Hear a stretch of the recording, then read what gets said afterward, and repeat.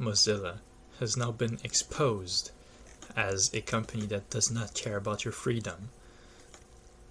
That means that Firefox is cancelled forever. So what are we gonna do? Are we just gonna not use a web browser? Go back in a cave? Use links? No, we won't. We're going to use superior web browsers, and I'm going to show you what they are right here, because you don't need to use Firefox, because there's better web browsers out there. This is one of them. This one right here, Ungoogled Chromium. Ungoogled Chromium is a very powerful web browser. It's just as fast as obviously Chromium, which is just as fast as Google Chrome, but without the spyware. And Ungoogled Chromium is just as fast and just as featureful as Chromium and Chrome, except obviously there's no spyware, and there's also it doesn't depend on Google Web Services or anything like that. So you can just browse in peace. This is where you download Ungoogled Chromium. Well, preferably you would download it from your distribution's repositories if it's available. It's not on mine, so I downloaded it from this page here, which I'm gonna post. I'm gonna post that in the description. You can download it as an app image for Arch, Debian, spyware OSs, and just generic Linux. So I'm using Void Linux, so that's very nice that they offered this option. They even have one for Muscle. Absolute madmen, these guys. Anyway, this is the one. This is where I downloaded it from. So just showing you that. So yeah, so this is where you can download it easily. You don't have to build it from source, because that's really annoying. It takes forever. You don't have to do any of that. So yeah, on Google Chromium, it's like Google Chrome, but with no bad stuff. It's all the best of Google Chrome, with none of the bad stuff. There's one thing that it can't do quite like Google Chrome, and that's getting add-ons. Although you can get any add-on that you want, like I have U Matrix here. You can get any add-on that works on Google Chrome is going to work on Google Chromium. That's not what I mean. What I mean is that if you go to the Chrome Web Store, you can't actually just click a button to install it, like download and install it. Or if you go to, I don't know, I'm not actually familiar with Google Chrome stuff, and I never really used Google Chrome. Or at least I use it on my phone, because the stock browser that comes with my phone is bad. I probably should use something else, but I almost never use my phone, so I don't really care about that. Anyway, what was I gonna say? Yes, you can install add-ons. You're gonna have to install them manually. So what that means is you're gonna have to find some other site which distributes the binary, or you're gonna have to build them yourself if they're a free and open source browser extension, which you should. That's what you should be using. This one, U Matrix, is pretty much all I want. It allows me to block whatever I want to block. So not only do I have the enhanced, quote-unquote enhanced privacy, this should be just the normal, right? This should be the norm, but I have the quote-unquote enhanced privacy of having a browser that doesn't spy on me.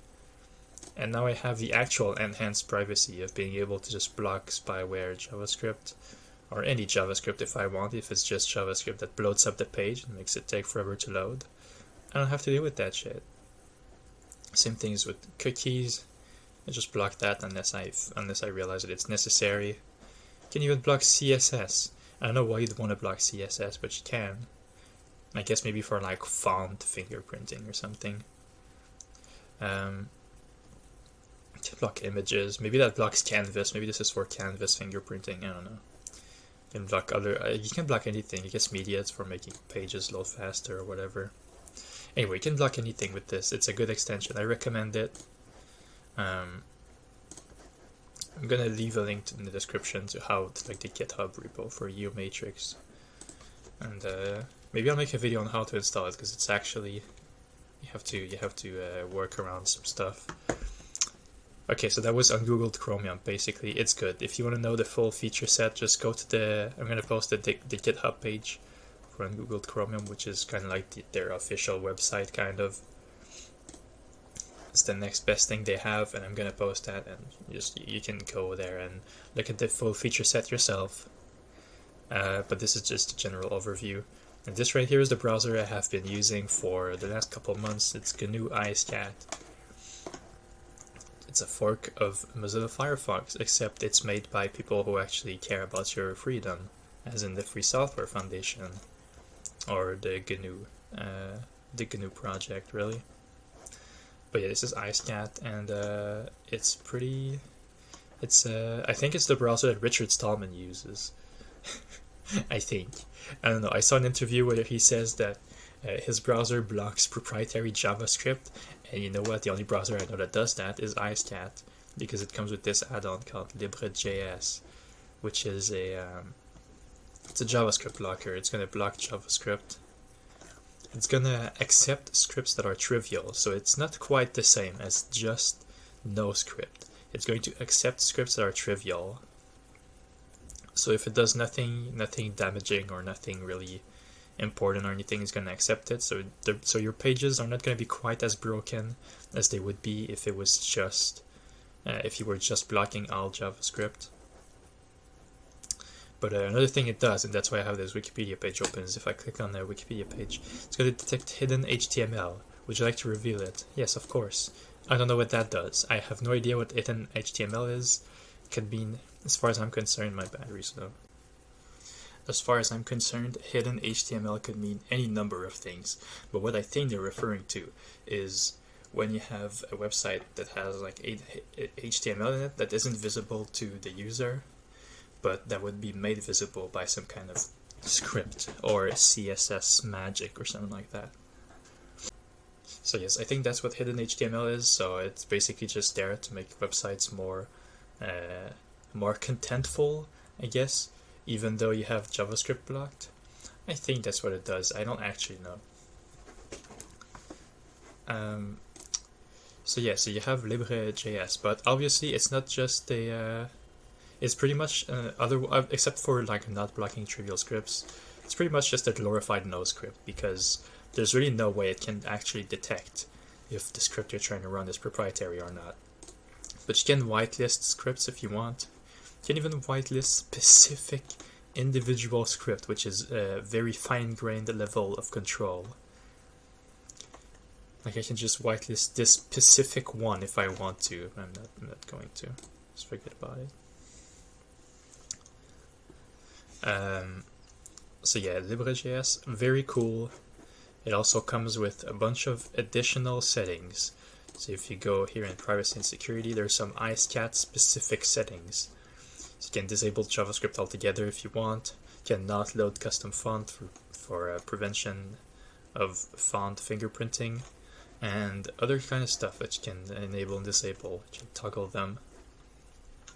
So yeah, so this is this and this puts this browser it's just better Firefox. It's just Firefox but better. Although you're kind of, I mean, you're gonna feel a little bad if you actually whitelist a script that is proprietary. So this is why I like to have a fallback browser. Also because I kind of like, and now that I've started to use Ungoogled Chromium, I kind of like it better. Because it has yeah, like it just has you can use a U-matrix like this, and I can just block whatever, right? So anyway, those are the two browsers that I use. It's not super important that you could just live in any one of those, really. Like they're both better than Firefox in my opinion. But Ice Cat is the kind of browser that by default by default a lot of websites are of course going to break because you're not using JavaScript and all of that. So that's not the case on Googled Chromium. You have to specifically like disable that stuff in Ungoogled Chromium. Ice Cat, basically the philosophy behind Ice Cat is that you have is that all of the features that could ever possibly lead to you getting slightly worse privacy or slightly worse security are specifically opt-in. So you're not getting your rights violated horribly in any way. And you can keep your Libre-booted ThinkPad pure and good and free of proprietary software. So that's amazing. Obviously, that's not what I'm running this on. This is just a generic laptop here, but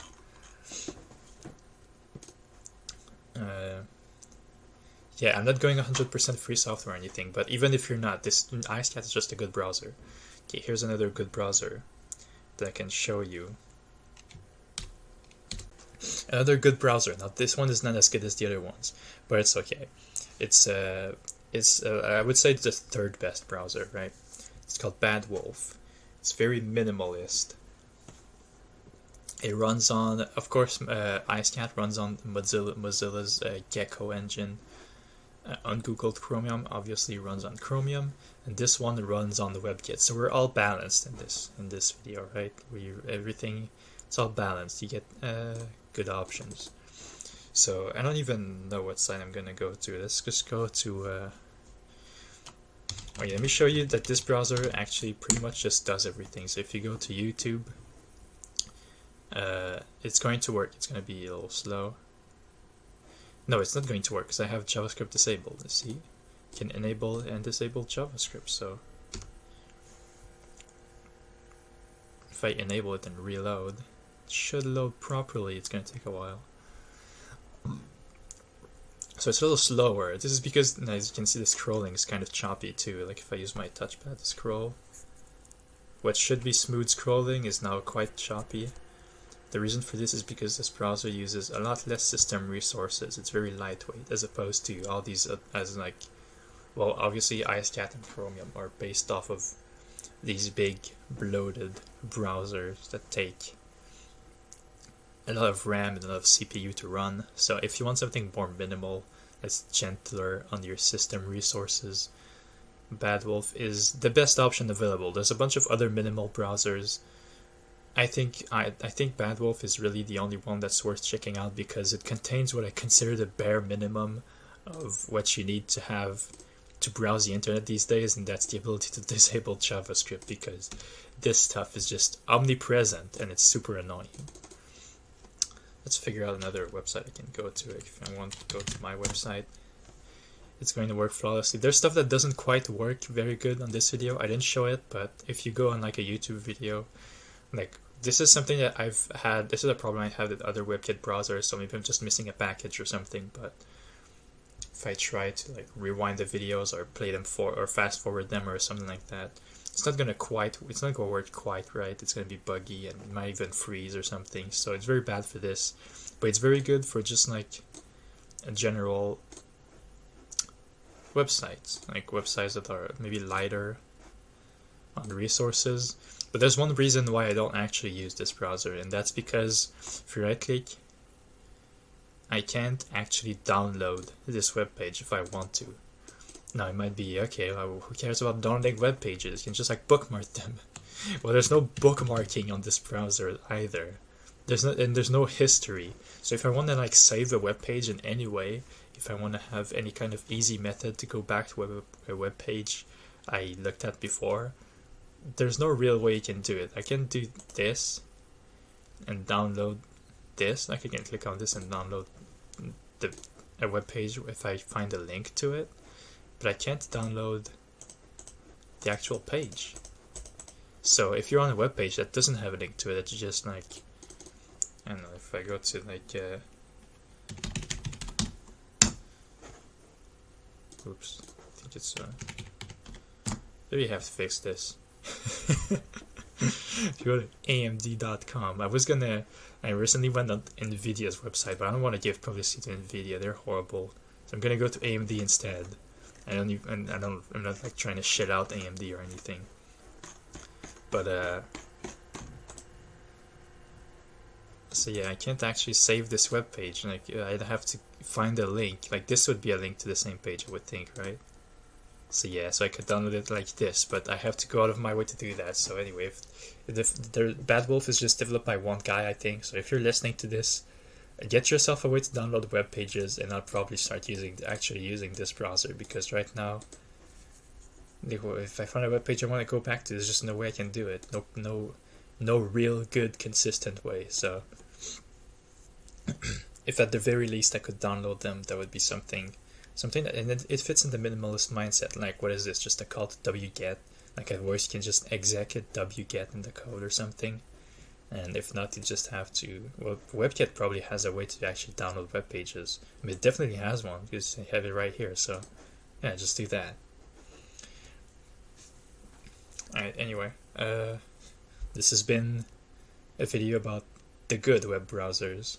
So, thanks for watching. Try these out. I'm gonna leave links to all of them in the description. Bad Wolf was available in my software repositories, but this one, it's free and open source as well, so you can just go get the code, compile it, and install it. So yeah. Oh, and Bad Wolf also has like kind of suck lesson mentality in its design. So you have an actual config.h in the code that you can mess with. I haven't, because like I said, I don't really plan on using this browser, but I wanted to show it off in the video because I think it fills a niche. Kinda. Anyway, thanks for watching. Smash like and comment something, comment anything. Tell me, just tell me what's your favorite browser. How about that? Tell me what's your favorite browser. If you say Firefox, I'll kick your ass.